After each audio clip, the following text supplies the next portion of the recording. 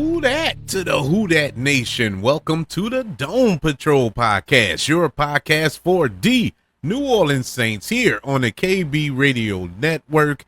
And the New Orleans Saints have wrapped up week 16 of the NFL season. You might as well say they wrapped up the season. Well, it was wrapped up before this game even kicked off. But nonetheless, the Monday night matchup between the Saints and the Packers is final. And in the worst performance of the season, I would go as far to say worst performance from the New Orleans Saints in years. The Saints lose by the score of 34-0.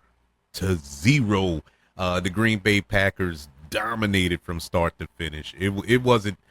I knew on that opening drive that we was going to lose this game. I didn't feel we was going to win, but I had a feeling that at least we'll put up a fight in this game. This was horrible. This was the worst performance I've seen from this team. And I'm not even putting it on the players. I'm thinking more along the lines of the coaching staff and the game plan going into this game. Did they have a game plan? Can anybody tell me what was the game plan? What were they trying to execute throughout this game offensively? I can't put my finger on it. This team looked just out of sorts. You know, it looked like they found out that they played this game last night. Like, oh, we got to hurry up and fly out to Lambeau to play this game. You know, it's like they didn't realize they had a game tonight. And this is the output that we got. The loss drops the Saints now to 5-10. They were already out the playoffs. It was made official on Sunday when the Washington Redskins won their game, and it made it official that the Saints were eliminated from contention. Well, was it Washington? I think Atlanta too. Either way, the Saints have no shot of a postseason berth at this point. And now on the other side, Green Bay Packers, they clinched a playoff spot with this victory. And it was the first time in all of 2024 NFL season that a team has been shut out in a game. This is the first. And we know that the New Orleans Saints are a team of first. You know, if you want to break a streak or break a record or do something that you have never done, play the New Orleans Saints. It's going to happen every time. And it's mind-boggling that the New Orleans Saints are always front runners when it comes to that. The Packers scored touchdowns on their first three possessions and, you know, were never threatened by the Saints. It was never a threat there. You know what I'm saying? They didn't feel like, okay, like going for it on fourth down, which they did a lot. But they like, well, okay, we'll go for it on fourth. If we don't get it, fine. We'll get the ball back in 3 plays. You know what I'm saying? They had that confidence, and it worked. You know, in the Saints, it was nothing threatening to the Green Bay Packers. They didn't strike fear in the Green Bay Packers in no shape, form, or fashion. You have a rookie quarterback. You don't have your best player in Alvin Kamara. You don't have your second best player in Taysom Hill. You didn't have Van Scantling. He wasn't in the game, so you running out there with practice squad players, and yeah, it was no fear there. And Spencer Rattler, this was his worst game as a New Orleans Saint. With that being said, once again, this dude can't catch a break. He cannot catch a break. He has never had his healthy players around him. Never. We finally get a receiver worth his weight in gold with Van Scantling, and he didn't play today. The Alvin Kamara didn't play today. Offensive linemen. You lost 2 offensive linemen during the game. You lost your center, and then you turned around and you lost Lucas Patrick late in the game. He just the dude just don't have a chance. And then when you think about the offensive game plan going into this game, they didn't give him a chance. Clint Kubiak didn't give him a chance. What was this offense they were running? They didn't even try to run the ball. It was throw. And all Green Bay did was pin their ears back and just came after him. It was the saddest thing ever. The saddest thing ever. He turned the ball over twice. He fumbled, then he threw an interception. It was just a no-win situation for the dude. I feel bad for him. I really do, because I think Spencer Rattler can be a good quarterback, can be a quarterback of the future that you can build a team around, but you don't give him the chance to do it, or fate hasn't given him the chance to do it. He can never have a healthy team around him. The Saints played without Alvin Kamara, like I said. They didn't have Chris Olave. They didn't have Shadeed, Van Cat Stantling, like I said, Taysom Hill, like I said. I mean, Jesus. And once again, you want them to go out there and walk on water. It is impossible. I don't care if Drew Brees was out there. He would have caught the blues. And so it's just bad, man. I feel bad for him. Rattler, he ended up with he was 15 for 30, 153 yards in the interception. And it just it looked worse than what the numbers say. You know, it was that bad. Running back Kendrick Miller subbing in for Alvin Kamara. He had 8 carries for 15 yards. It was just ridiculous what this offensive game plan was today. As I mentioned before, Eric McCoy, he left the game on the first possession with an elbow injury and didn't return. And then Lucas Patrick left on the final drive. So it was bookend by 2 of our offensive linemen going out in this game that didn't matter. Didn't matter. Next week, the Saints will play the Las Vegas Raiders, who are just a tad bit worse than we are. They are 3-12 on the season, but we'll be back in the Dome. And I bet you dollars to donuts, Derek Carr makes his triumphant return against the Raiders. He's going to play that game. If he has to amputate his left hand himself in order to get in that game, he's going to do it. He's going to play in that game. And Spencer Rattler didn't help the cause any with tonight's performance. Another thing that is kind of, I ain't going to say upsetting. Well, let me say this. Let me start off with this. I'm not even mad. Normally a game like this, I would be like super frustrated. I'm not. I'm not. Like I said, I'm so checked out on this season. It's like whatever, but it is an embarrassing performance. This is an embarrassing output. And what makes matters worse, this is Monday Night Football. This is prime time. This is the world watching this game.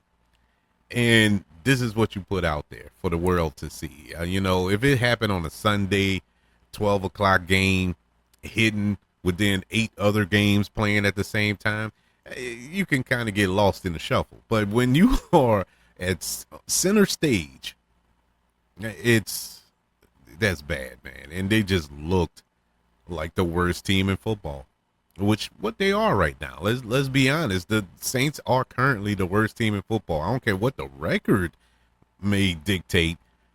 The way they get on that field, they're the worst team. I mean, we don't have a coach. We don't have a quarterback. We don't have receivers. We don't have an offensive line. Our defense is old as Methuselah. We are just an embarrassment of an organization, which brings me to this. Gail Benson, she made the gangster move a few weeks back by firing Dennis Allen. And she needs to do that again and fire Mickey Loomis. Mickey Loomis isn't coaching his team. Mickey Loomis isn't out there on the field playing. But Mickey Loomis is who put this team together. Mickey Loomis is the reason why this team is not competitive at all. At all. You don't have you know the old mantra in the NFL. Next man up. Whenever somebody get hurt, next man up. You put pieces in place as contingency plans in case something happens to your star players. Not to be on the level, but at least keep the ship at float until your star player returns. We don't have that. We don't have anything behind our starters. We don't have nothing behind Alvin Kamara, nothing behind Chris Olave, nothing behind Shadeed, nothing behind Taysom Hill, nothing behind Derek Carr. I'll make the argument we don't have nothing in front of Derek Carr, but that's neither here nor there. We don't have nothing. The offensive linemen go down. We got to scramble and sign people off practice squads and take people here and move them over here and put them in this position and do this and do that. You don't have pieces in place in the event you have injuries. Now, it's a rarity that what happened to the Saints offensive line happened this season. This was like Murphy's Law. It is so rare that your entire offensive line get hurt like it did early on this season. And things happen, but at the same time, you still didn't have nobody. You look at a Green Bay, and I'm watching this game because I had to pay attention to other things other than the performance of the New Orleans Saints here. But they showed a graphic of all of the players that the Green Bay Packers have, namely their wide receivers. They have a plethora of wide receivers. And I think each and every one of them got a ball today. That ball went around all over the field. Jordan Love carved the Saints defense up today. But they're poised to make a run. No matter what happens, they made moves in the event Jordan Love got hurt. And he so happened to have gotten hurt earlier this season. And you had Malik Willis in there to kind of keep them pushing along. Once again, not on Jordan Love's level, but he was decent enough to get us, not us, but get them over the hump until Jordan Love returned.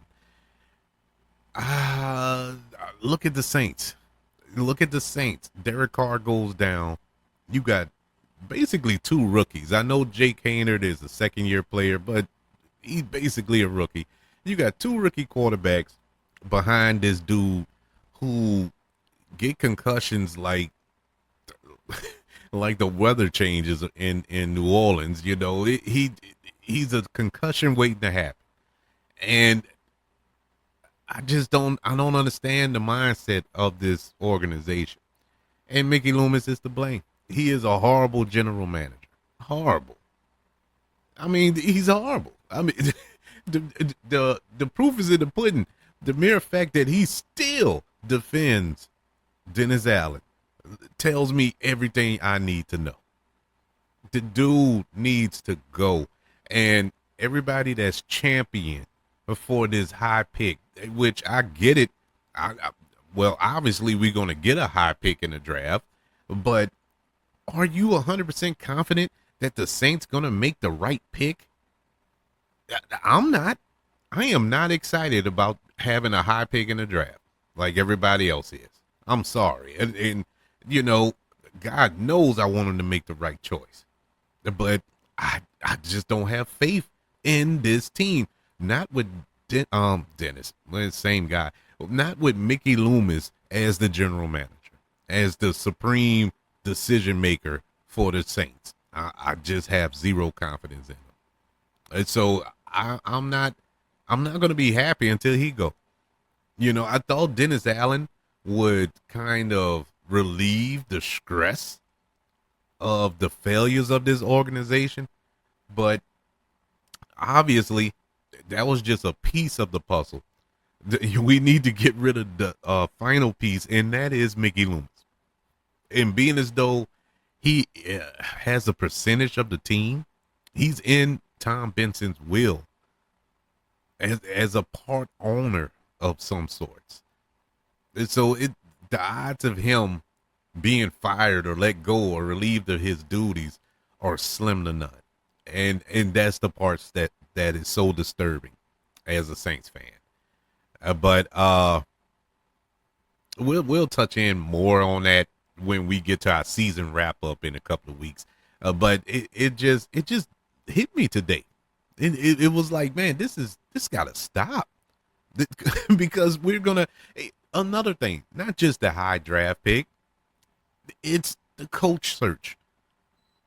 Will he choose the right coach? Will he bring in the right guy? Now, I love Darren Rizzi. He didn't make a strong case for being hired today. I can tell you that much. This was horrible. But you're gonna bring in some guys. I know a lot of reports are saying Aaron Glenn, which I would love to see that. But we'll see. We'll wait and see. But I'm not confident he's gonna make the right choice there, because any coach worth their weight in gold, any coach that is willing to come here and basically waste 3 years, because it's going to be 3 years of rebuilding this team. You're going to have to tear it down and rebuild it from the ground up in order to be a competitive championship contending team.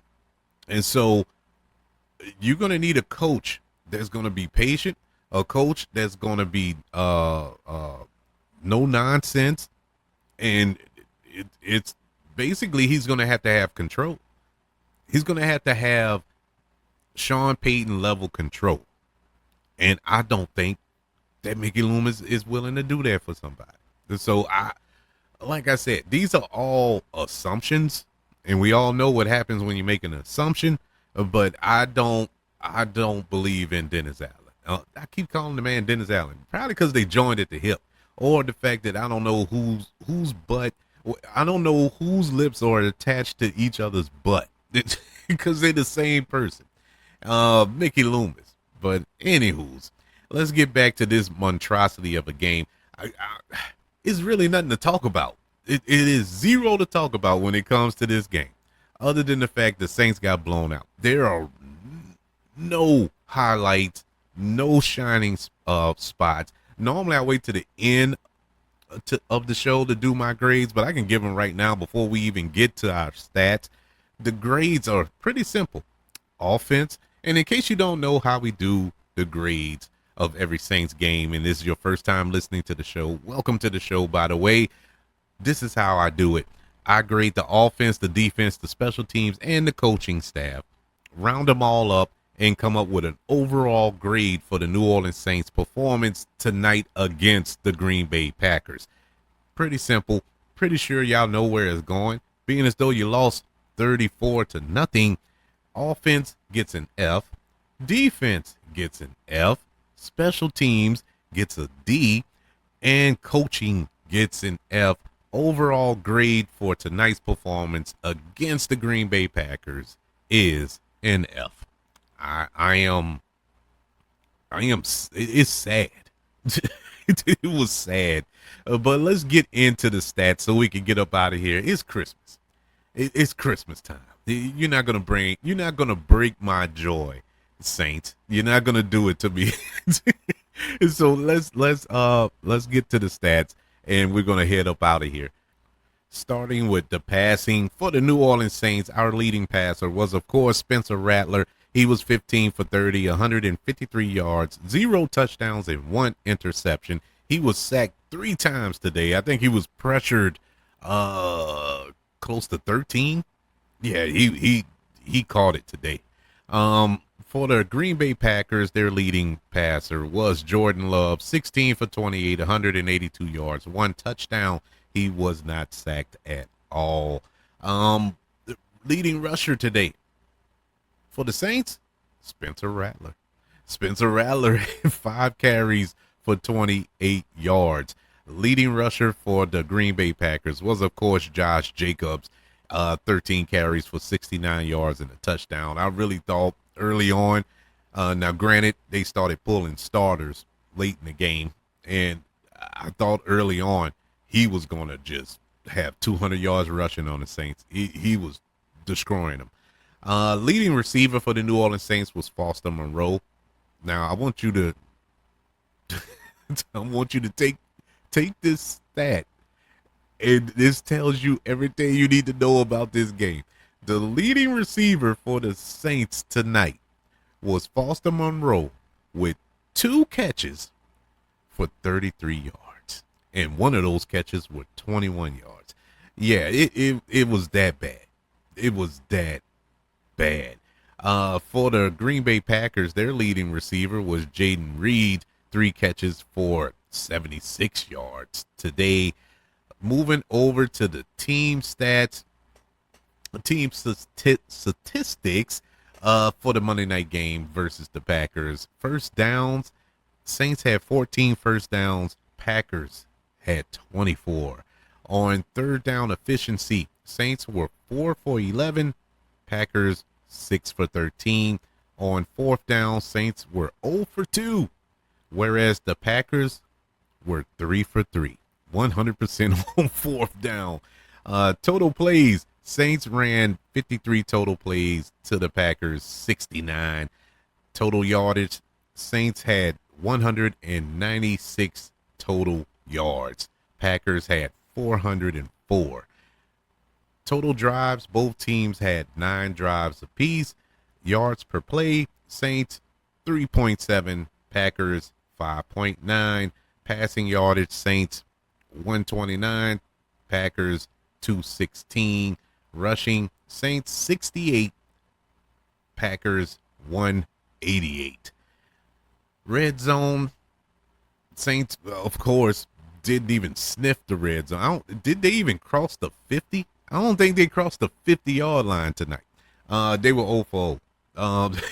Whereas the Packers got to the red zone 4 times and converted 4 times. Penalties tonight, Saints 7 penalties for 40 yards. Packers 6 penalties for 60 yards. Saints had 2 turnovers tonight. Time of possession, Saints had the ball for 22 minutes and 47 seconds. Packers 47 minutes and 13 seconds. Yeah, that's pretty bad. Like I said, next week the Saints come back home to face the Raiders. That'll probably be the last gasp of a chance of the Saints getting a victory this year. And I'm not 100% on that. To be honest with you, I'm not super confident that the Saints can beat the Raiders right now. We're there. We're to that point. But yeah, just to recap, the New Orleans Saints lose to the Green Bay Packers in Lambeau Field. It was cold, but it wasn't frozen tundra cold. But yet and still, Saints lose 34-0. They are now 5-10 on the season. Oh boy. Well, I would say it can't get any worse than this, but I don't know. Can it get any worse than this? I guess so. I guess if we get shut out by Atlanta or something like that, that would be worse. But we are clearly at the bottom of the barrel right now. We are at a low, man, and there's no signs of coming up for air no time soon. But it is what it is. It's still Christmas. It's still the joyous time of the year, the merriest time of the year. At least we have that to celebrate, because we can't celebrate the Saints right now. But to all you out there who have listened to the show all season, who painfully went through this season with me, I want to wish you all a Merry Christmas. I thank you all for continuing to listen to the show, even though this has been one of the worst seasons in Saints history, but we still are 10 toes down in the Who Dat Nation. I am so happy that you guys continue to support the show and still hold down the Saints Nation, man, because I don't care. I'm still a Who Dat. I'm a Who Dat till I die. That's not going to change. But What does need to change is the top of this organization. That needs to change, and it needs to change very soon. But come back this weekend, and we will preview the Saints versus the Raiders on next Sunday. Short week for the Saints. Very short because, you got Christmas. I'm more than certain they're not going to practice in Christmas, so they're only going to have a couple of days to get something together for this Sunday against the Raiders. Doesn't matter. You had a whole extra day this week. You had 8 days to prepare for this, and you went out there and looked like you didn't even know you was playing a game tonight. It's mind-boggling. It is mind-boggling, but it is what it is. Yeah, come back this weekend as we preview that game. Once again, everybody, have a Merry Christmas. I hope that you get everything that you asked for under the Christmas tree this year. If you was asking for a Saints victory, unfortunately, we got a lump of coal in the stocking, but it's always next year. Until then, I'm going to be screaming to the top of my lungs, Merry Christmas, and who dat?